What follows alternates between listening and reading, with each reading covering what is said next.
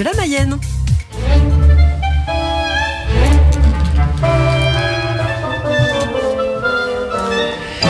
Guillaume Garot, bonjour et bienvenue. Vous avez déposé une proposition de loi pour lutter contre les déserts médicaux. Elle est examinée ce matin en commission des affaires sociales, la semaine prochaine en séance plénière. Votre choix, si j'ai bien compris, c'est une certaine contrainte sur l'installation des jeunes médecins. Mon choix, c'est de trouver des solutions. Parce qu'il y a aujourd'hui 8 millions de Français qui n'ont pas accès à un médecin, que ce soit un généraliste ou un spécialiste, dans de bonnes conditions. Avec des inégalités extrêmement fortes entre les territoires et entre les départements. L'écart de densité entre le département le moins bien doté et le département le mieux doté en matière de présence de médecins généralistes, ça va de 1 à 3.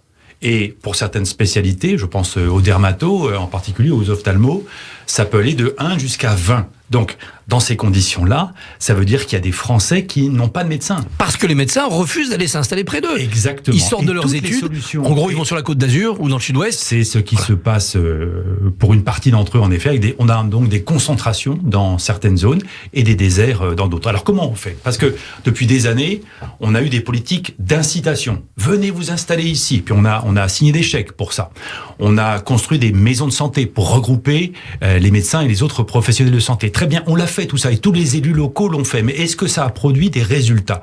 Est-ce que ça a permis à davantage de médecins, de jeunes médecins en particulier, de venir s'installer là où on avait besoin d'eux ?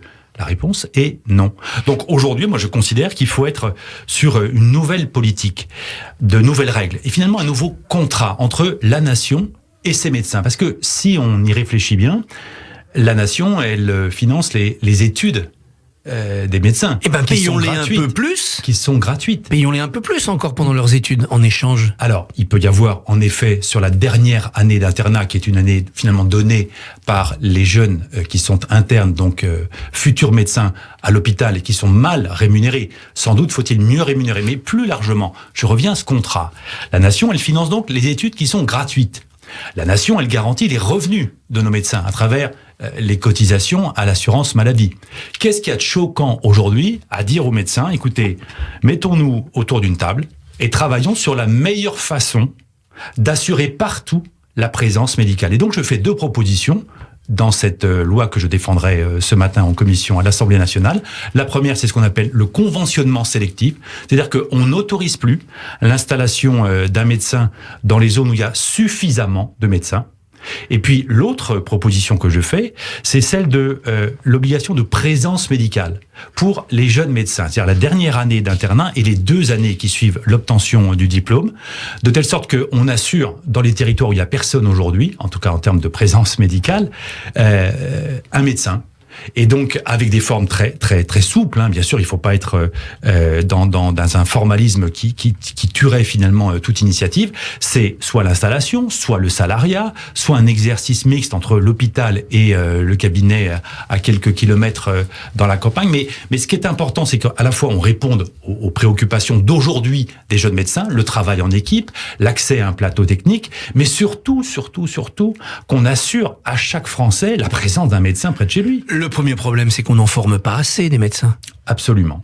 Et donc là-dessus, nous avons tous voté ce qu'on appelle la fin du numerus clausus, mais qui finalement est davantage un slogan aujourd'hui qu'une réalité, parce que on a dit on ne met plus de barrière au nombre de médecins formés, sauf que les universités aujourd'hui sont pas en capacité d'accueillir beaucoup plus d'étudiants qu'elle n'en accueillait il y a encore 2 ans. Et puis surtout, Monsieur Barbier, c'est que l'effet de cette politique, donc de former davantage de médecins, on en verra les résultats dans 10 ans, pas maintenant. Or, le problème, les 8 millions de Français sans médecin, c'est aujourd'hui que ça se pose. Donc c'est maintenant qu'il faut trouver des solutions. Faut-il avoir recours à plus de médecins venus de l'étranger ? Il y a déjà ce qu'il faut en matière de règles pour accueillir des médecins de l'étranger. Mais vous savez, la question, elle se pose aussi dans ces pays étrangers. Donc ces pays étrangers n'ont pas forcément envie de laisser partir ceux qu'ils ont formés. On peut le comprendre, ça. Donc, il faut que nous-mêmes, Français, on trouve des solutions. Et ce que je propose comme solution, savez-vous, donc cette régulation de l'installation pour garantir la meilleure répartition possible, ça existe pour les pharmaciens. Les pharmaciens, aujourd'hui, ils s'installent pas comme ils veulent. Les pharmaciens, ils répondent à des règles en matière de population, de bassin de population. Donc, qu'est-ce qu'il y a de choquant aujourd'hui à demander et à travailler à une meilleure régulation, à une meilleure répartition de la présence médicale? Les enseignants sont en grève demain contre le protocole sanitaire proposé dans les écoles pour lutter contre l'épidémie. Est-ce que vous soutenez les enseignants ? Oui. Je les soutiens parce que ils sont perdus aujourd'hui. Ils sont inquiets, ils sont souvent en colère, mais pas simplement les enseignants, les parents d'élèves aussi. Vous savez, depuis le début de l'épidémie, c'est 50 protocoles sanitaires dans l'éducation nationale. Parce que l'épidémie a beaucoup changé aussi. Et bien évidemment, on peut comprendre qu'il faille s'adapter. Mais là, depuis la rentrée, la reprise de janvier, c'est 3 protocoles. Comment voulez-vous que les professionnels de l'éducation, les instituteurs, les enseignants s'y retrouvent? Ça n'est pas possible. Alors donc que ils sont perdus, je vous le disais. Ils sont perdus, je vous le disais. Et moi, j'entends et j'approuve, en effet, cette manifestation demain, dont je suis pleinement solidaire. Parce que je considère que si on dit, et moi je dis avec le gouvernement, et je trouve que c'est une bonne idée, bien sûr, il faut faire en sorte que les enfants soient accueillis à l'école dans les meilleures conditions. Mais on ne change pas de protocole tous les 2 jours. Alors, que feriez-vous si vous étiez au pouvoir? Est-ce que vous feriez, comme le préconisent certains syndicats, la fermeture d'une école dès qu'il y a un cas positif? Non, moi je ne suis pas là-dessus. Il faut mettre des moyens pour qu'on puisse évidemment conserver les écoles ouvertes, les classes ouvertes, et qu'on puisse tester dès qu'il y a besoin. Mais là, qu'est-ce qu'on a demandé jusqu'à présent? Et moi, c'était encore la situation à Laval la semaine dernière. On dit aux parents, allez faire tester votre enfant. Sauf que les pharmaciens sont débordés de demandes. Il y a des files d'attente interminables. Et donc, pour répondre à votre question, il faudrait qu'on puisse dépêcher dans l'école. C'est là que doit se faire la politique de test. Bien sûr, des étudiants qui sont en médecine, par exemple, ou en biologie, qui puissent tester dans l'école, de telle sorte qu'on ne perturbe pas la vie des parents et qu'on permette aux écoles de continuer à fonctionner. Est-ce que vous iriez plus loin si vous étiez au pouvoir, c'est-à-dire vaccination obligatoire pour tous les adultes et peut-être aussi obligatoire pour les enfants? Moi, je suis favorable, avec d'ailleurs l'ensemble des parlementaires socialistes, à la vaccination obligatoire pour tous les adultes, en effet. C'est plus clair, mais c'est autoritaire. Bien sûr, et puis c'est la même règle pour tout le monde. Vous voyez, on ne fait pas des catégories de Français. Et je pense que si on avait mis en œuvre cette disposition depuis plus longtemps, on n'en serait pas à cette tension qu'on connaît aujourd'hui dans notre société, et que d'ailleurs le président de la République a alimenté par des propos parfaitement choquants. J'ai envie d'emmerder les non-vaccinés. Bien sûr. Voilà. Quand on est président, on ne tient pas des propos comme cela. On n'est pas là pour emmerder les Français. Christiane Taubira éclaircira ces prochains jours la problématique de sa candidature à la présidentielle. Alors, du côté de la candidate socialiste, est-ce qu'on considère que cette primaire dite populaire est encore une hypothèse, ou est-ce que c'est définitivement cuit?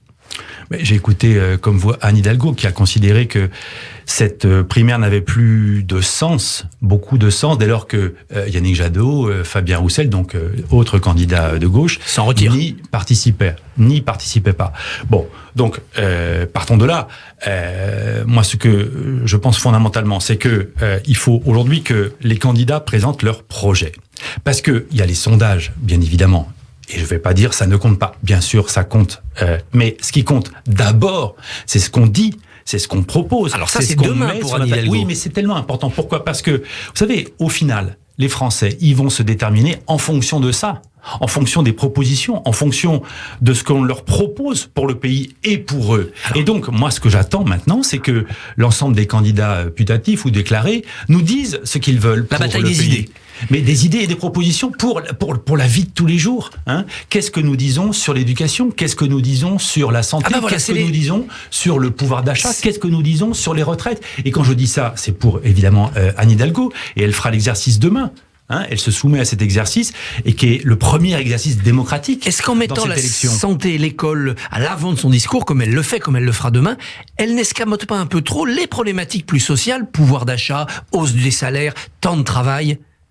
Non, elle les escamote pas, mais il faut les traiter, parce que ce sont des sujets, des enjeux qui ont été oublié finalement, malgré les beaux discours, depuis 5 ans. Et quand on voit aujourd'hui l'état de l'hôpital, lorsqu'on voit la désertification médicale, lorsqu'on voit l'état de l'éducation nationale, c'est quand même la mission de la gauche et d'un candidat de gauche de dire voilà ce que je propose. Est-ce que pour autant ça enlève la possibilité de s'exprimer sur les autres sujets? On parle des retraites, on parle des salaires. Non, bien sûr. Et la candidate socialiste, elle a des choses, elle aura, vous le verrez demain, des choses à dire sur le sujet. Alors l'union pouvait se faire par une primaire, ça ne sera pas le cas. Ça peut se faire d'une autre manière, comme en 2017. Le candidat écologiste s'était retiré après négociation avec Benoît Hamon. Il demande aujourd'hui un peu un renvoi d'ascenseur. Est-ce que c'est une hypothèse pour vous, le retrait d'Anne Hidalgo, pour aider Yannick Jadot? Moi, je ne l'envisage pas du tout dans cette optique-là, parce que je considère qu'il y a une spécificité du message social-démocrate, du projet socialiste. Il peut pas se diluer, il peut pas se fondre. Non, parce que aujourd'hui, on voit dans le débat public une vraie radicalité à gauche comme à droite. Et je pense qu'il y a place dans notre pays aujourd'hui pour une gauche de gouvernement, une gauche de transformation et de responsabilité. Et c'est ce projet-là qu'Anne Hidalgo, les socialistes de façon générale, et tous ceux qui se reconnaissent dans cette gauche-là, doivent porter dans l'élection. Et est-ce que c'est un projet qu'il ne faut pas déjà projeter sur les législatives, parce que la présidentielle, c'est un peu joué? Mais chaque chose en son temps. D'abord, on voit très bien que rien n'est joué pour cette présidentielle, bien sûr. Et donc, la matrice, c'est le projet qui est porté par les candidats, et non en particulier par la candidate Anne Hidalgo, dans ce projet présidentiel, dans cette élection présidentielle. Et puis ensuite, il y aura des déclinaisons au moment des élections législatives. Mais chaque élection est singulière, vous savez, et il faut être capable de prendre les choses dans l'ordre et de ne pas enjamber les élections. Guillaume Garot, merci, bonne journée. Merci à vous. Merci Christophe Barbier. Demain, votre invité politique sera Barbara Pompili, ministre de la Transition écologique.